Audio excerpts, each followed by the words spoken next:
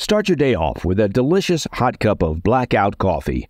It's a proud American-made product, family-owned, premium coffee, fresh roasted, and shipped out within 48 hours of roasting. It's like they're taking the beans right out of the roaster and putting them straight into your cup. Go to blackoutcoffee.com, promo code PDB for 20% off your first-time purchase.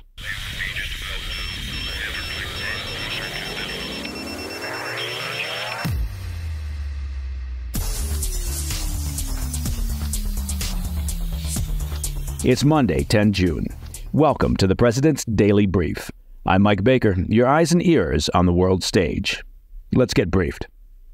We'll begin today's show with the latest news out of Israel, where a daring IDF operation saw the rescue of 4 Israeli hostages being held in central Gaza this weekend. We'll have the details on how that operation came together. And 2 other major developments out of Israel. Prime Minister Netanyahu's government fractures as moderate Israeli Minister Benny Gantz announces he's departing the ruling coalition. And Arab nations reportedly turn up the heat on Hamas amidst hostage negotiations.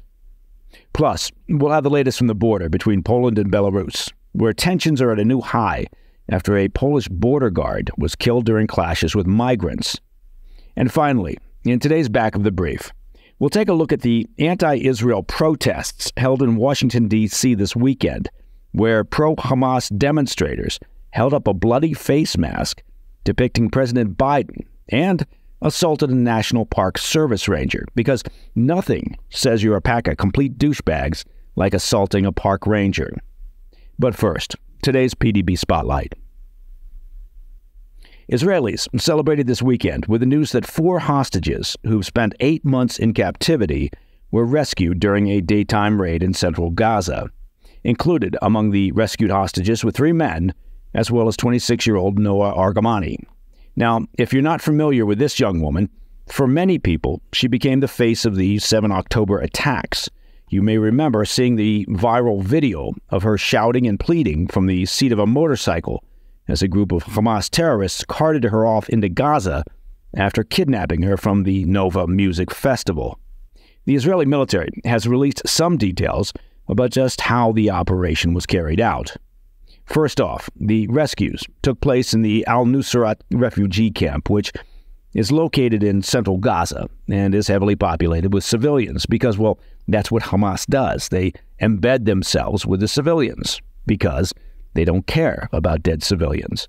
The hostages were stashed away in 2 separate apartment buildings, a little over 200 yards away from each other.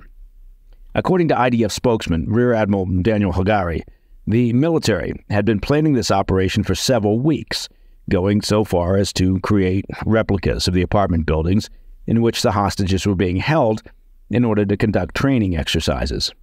The timing of the raid was reportedly very important. The 2 buildings where the hostages were being held were targeted simultaneously because there was a risk that, of course, the captors would kill the hostages once they realized that a rescue operation was underway. The raid began with Israeli special forces entering the Nusrat camp in disguise. According to interviews with local residents by Arab media outlets, they were posing as displaced Gazans or as Hamas fighters, including some who were dressed as women. Once the operation was underway, the rescue of Argamani, who was being held in a child's bedroom, reportedly went smoothly. However, during efforts to rescue the remaining 3 hostages, Israeli soldiers were met with fire from the guards, including at least 1 gunman who opened fire with rocket-propelled grenades. Once they were clear, the freed hostages were then rushed to a waiting helicopter, where they were evacuated from the Gaza Strip. Israeli forces took at least 1 casualty during the operation. An Israeli police special forces officer was critically injured during the firefight and later died in the hospital. According to a report in the New York Times, U.S. intelligence had a hand in helping Israelis carry out the mission. 2 Israeli intelligence officials told the Times that U.S. military officials in Israel provided some of the specific information about where the hostages were being held. The report went on to say that the Pentagon and the CIA have been supplying Israel with intelligence gleaned from drone flights over Gaza, intercepted communications, and other sources. The 4 freed hostages were examined by doctors when they returned home. They were found to be in severe nutritional deficiency, but were otherwise in good medical condition and are expected to be discharged later this week. It's worth noting that these rescues have, of course, been incredibly rare. Of the hundreds of hostages who were taken by Hamas on October 7th, Israeli forces have only managed to rescue 7 in total. Now, for their part, Palestinians are declaring their outrage over the number of casualties sustained during the raid. According to Gaza's health ministry, 274 Palestinians were killed during the rescue operation, a number that, of course, remains unconfirmed. The Gaza health ministry is, of course, run by Hamas, which, ever since they started this conflict, has had a tendency to inflate or outright fabricate numbers. That, however, has not, of course, stopped much of the media from just simply reporting whatever Hamas states as fact. All right, coming up after the break, a shakeup in the Israeli war cabinet, and Arab mediators are reportedly increasing pressure on Hamas, threatening to expel the group's leadership if they reject the latest ceasefire deal. Plus, a Polish border guard has died following clashes with migrants at the Belarus border. Poland's government claims this incident is part of an ongoing campaign by Russia to weaponize the country's border. I'll be right back. There's been a major shakeup in the Israeli government. Moderate Israeli Minister Benny Gantz, a longtime political adversary of Prime Minister Netanyahu, has officially announced that he and his party are withdrawing from the emergency government formed after the 7 October attacks. Gantz's departure from the coalition comes after months of criticism of Netanyahu's handling of the war and his failure to secure a deal for the release of the remaining hostages. In a televised statement on Israeli television yesterday, Gantz called his decision complex and painful, saying that Netanyahu was standing in the way of real victory in Gaza. He also accused the prime minister of putting his political survival over the return of Israel's hostages. Now, one could also argue that Gantz, who sees himself as the next prime minister, is putting his political ambitions over the importance of showing a unified front. Gantz doesn't want to be seen as being too close to Netanyahu during the next election. Creating this separation benefits his political position. Last month, Gantz threatened to step down from the unity government by June 8th if Netanyahu didn't adopt a new plan, giving him a 3-week deadline to do so. In response to the announcement, the prime minister pled with Gantz to remain in the government. In a statement posted to Telegram, he said, quote, "We must remain unified within ourselves in the face of the great tasks before us. I call on Benny Gantz, do not leave the emergency government. Don't give up on unity," end quote. Now, there's one more interesting story out of Israel that I wanted to focus on.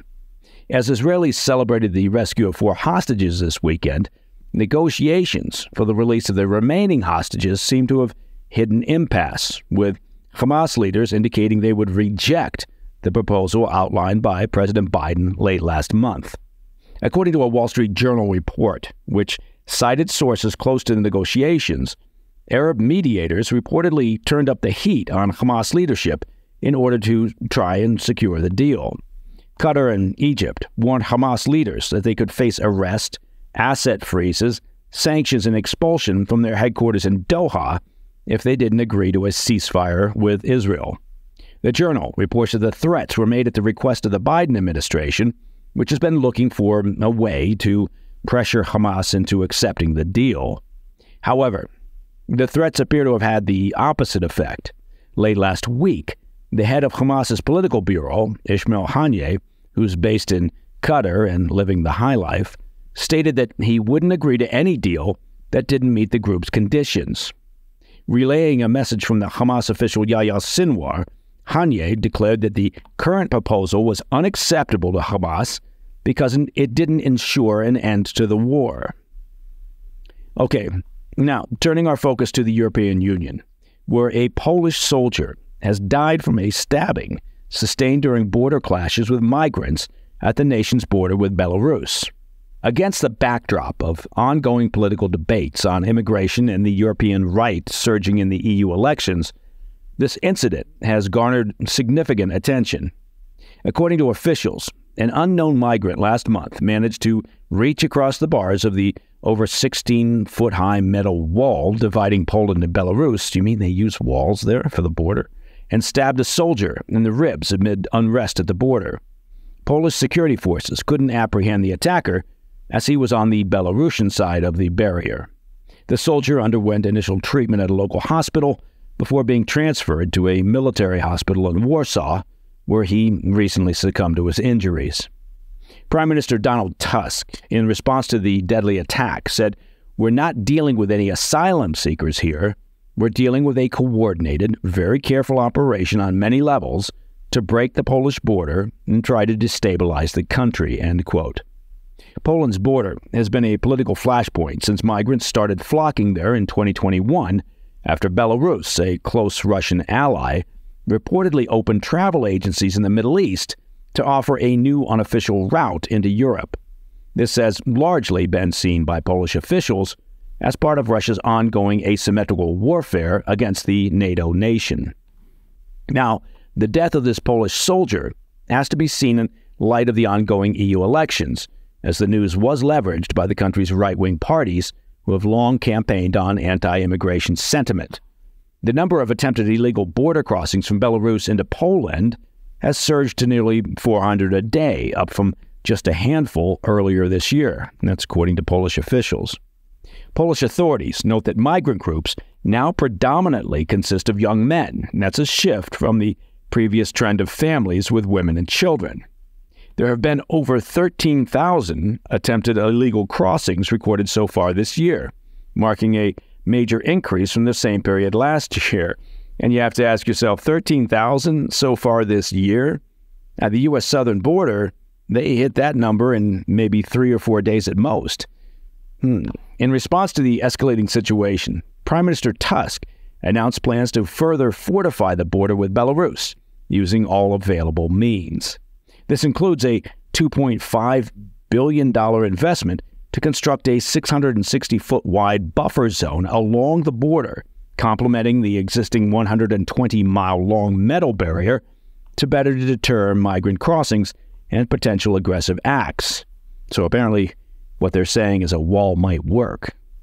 Poland's defense minister added that Poland is also ready to increase the number of troops at the border from the current 5,500 in the wake of the soldier's death. All right, coming up in the back of the brief. It was a weekend of anti-Israel protests in Washington, D.C., with demonstrators shouting pro-Hamas slogans, burning flags, and assaulting law enforcement. I'll be right back. In today's back of the brief, I wanted to look at the protests that went down in D.C. this weekend. Now, a mix of demonstrators, some angry at the Biden administration's support for Israel, some fancying themselves supporters of Hamas and Hezbollah, some who just enjoy angry protests no matter what the cause, and some who are frankly too gormless to know why they were there, gathered near the White House for an anti-Israel protest organized by the so-called Act Now to Stop War and End Racism coalition. Now, I'm sure that many intrepid journalists, even as we speak, from numerous outlets, will be curious enough to investigate who is behind and funding the Act Now to Stop War and End Racism coalition. Expecting folks from as far away as Maine and Florida, the White House upped its security with an extra anti-scale perimeter fence. Turns out, well, that was a smart move, as the demonstration quickly turned hostile. Who could have seen that coming? Protesters expressed dissatisfaction with President Biden's management of Israel's conflict with Hamas, and what we touched on earlier, Israeli forces rescuing 4 hostages from a Gaza refugee camp. Social media exploded with posts of masked demonstrators chanting for Hamas to kill Israeli soldiers and calling on Hezbollah to kill another Zionist now. Well, that seems like a mostly peaceful protest. Posts online showed statues being defaced, American and Israeli flags set on fire, and a mask depicting President Biden smeared with fake blood held like a trophy by one protester wearing a Hamas headband. How trendy.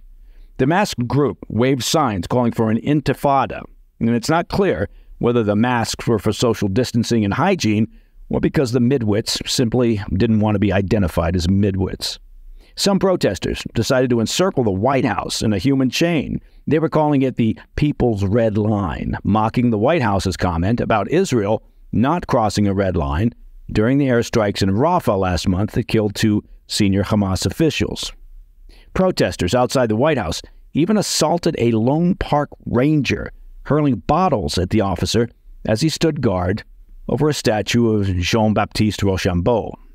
Now look, one of the terrific aspects of America is the freedom of expression. You want to get out there and show the world that you're an anti-Semite and you support Iranian-backed terrorists as they work towards their genocidal goal of the destruction of Israel, well, you've got that right. But assaulting a park ranger while showing the world how much of an anti-Semite you are, well, now you're just a complete dick. And that, my friends, is the PDB Afternoon Bulletin for Monday, 10 June. And just a reminder, if you want to listen to the show ad-free, be sure to check out our premium membership at pdbpremium.com. I'm Mike Baker. I'll be back tomorrow. Until then, stay informed, stay safe, stay cool.